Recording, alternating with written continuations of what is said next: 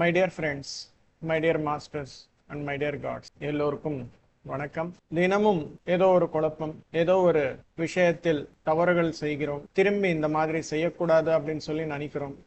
ஆனா அடுத்த நாள் திரும்பி அதே சூழ்நிலை வரும்போது நம்முடைய விழிப்புணர்வு என்பது இருக்குமா இல்லையா அப்படின்றது கூட நமக்கு தெரியாது. நம்முடைய வயசு 20 வருஷங்கள் 30 அந்த மாதிரி இருக்கும்போது எத்தனையோ ஆசைகள், ஏதோ செய்யணும் அப்படின்னு சொல்லி ஒரு ஆர்வம், அதற்காக தினமும் ஓடிட்டே இருக்கிறோம். சில பேர் காசுக்காக ஓடுவார், சில பேர் மதிப்புக்காக ஓடுவார், சில பேர் தொழிலுக்காக ஓடுவார். அந்த மாதிரி எத்தனையோ பேர் அவங்களுடைய ஆசைகளுக்காக இந்த மாதிரி ஓடுறார். ஆனா ஒரு கேள்விக்கும் பதில் இருக்காது.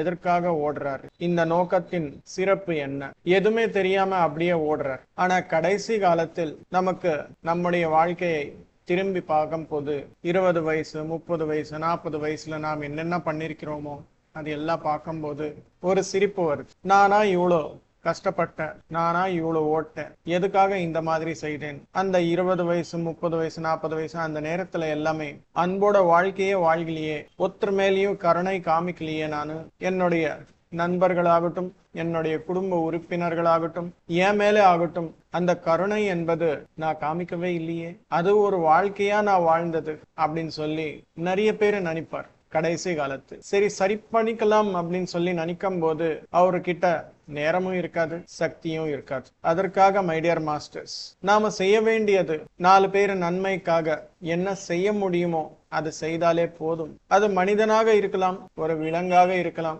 ஒரு மீனாக இருக்கலாம், ஒரு பறவையாக இருக்கலாம். எல்லாருமே ஒரே நிலையில் பார்க்கும் போது அப்போதான் நமக்கு உண்மையான கருணை என்ற ஒரு அர்த்தம் நமக்கு தெரிய வருது. அப்போதான் நமக்கு நட்பு என்ற ஒரு விஷயம் உண்மையமாக தெரிய வருது. அன்பு என்ற உண்மையமான விஷயம் என்பது தெரிய வருது. அப்போது வரைக்கும் தெரியாது மை டியர் மாஸ்டர்ஸ். அதற்காக நாம ஆல்ரெடி கிராஸ் பண்றோம். நம்முடைய குழந்தைகளுக்காகட்டும், இல்ல பேரன் பேத்தி ஆகட்டும், அவருக்கு எல்லாருக்குமே தியானம் சொல்லி வாழ்க்கையின் உண்மையமான மதிப்புகள் என்ன அப்படின்ற விஷயம் சொல்லி எல்லாருடன் ஒற்றுமையாக இருக்கிறது எப்படி, எல்லாருடன் கருணையாக வாழ்க்கை வாழ்வது, அன்பாக வாழ்க்கை வாழ்வது என்பது சொல்லி கொடுக்கணும். இது எல்லாமே சும்மா சொன்னா புரியாது. அவங்க முன்னாடி நம்முடைய வாழ்க்கை அவரை பார்க்க வைக்கணும். உதாரணத்துக்கு புத்தகங்களை வாசிங்க அப்படின்னு சொல்லி குழந்தைகளுக்கு சொல்லும் போது அவங்களுக்கு புரியாது.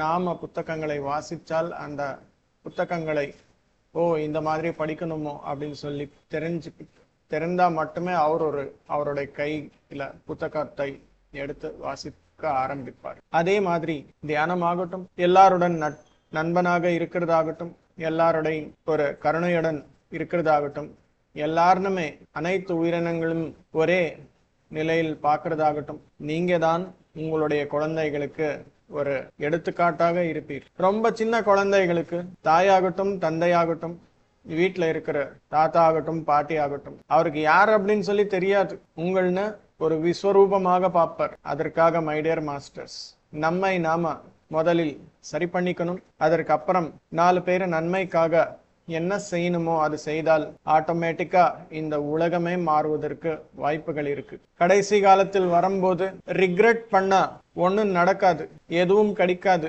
திரும்பி போன நேரம் திரும்பி வராது.